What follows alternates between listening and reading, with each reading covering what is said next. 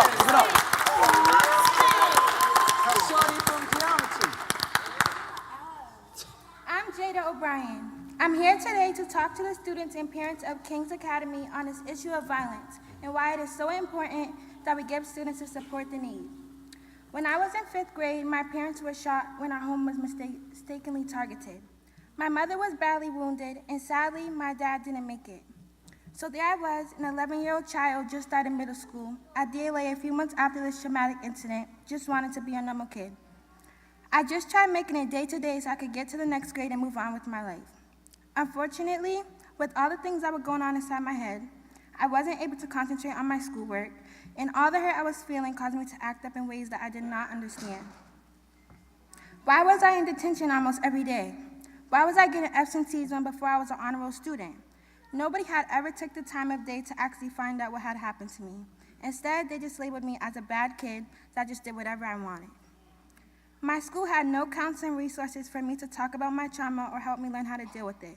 No guidance counselor, nothing.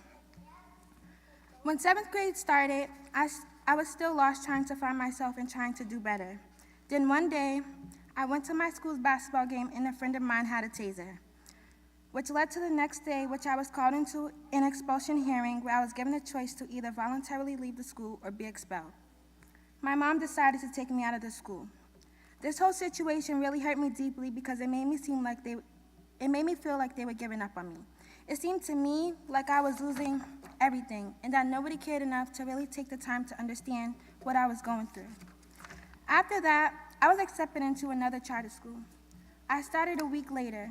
I was so happy to go back to school. But I got into even more trouble in 7th grade at my new school. I was going to school late, cutting classes, and just not caring about myself and my future.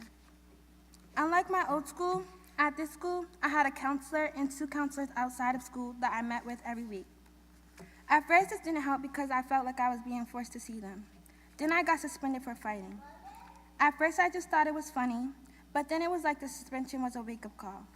I started to ask myself, what was I really fighting for? Like, hello, I'm hurting my mom, I'm not doing any good for myself.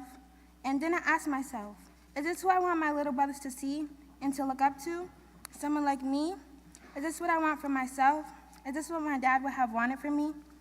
That's when I began to accept my counselor's suggestions. They helped me understand that I was suffering from anxiety. With their help and support, I started to work really hard because I really wanted to do better and be successful in school and in life. There were plenty of people that kept telling me I wouldn't graduate, but I didn't let them bring me down, and I ended up walking across the stage with good grades.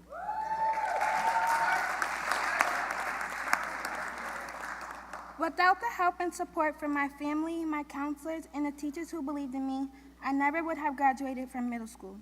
Now I'm in high school, getting good grades, making my plans to go to college and have a successful life.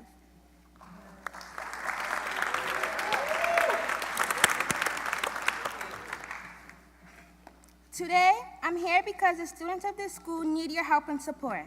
They've been through a tragedy, and they need to know that you still care about them, believe in them, and are willing to help. It is absolutely critical that King's Academy and every school of the city have the counseling and support resources that students need to succeed.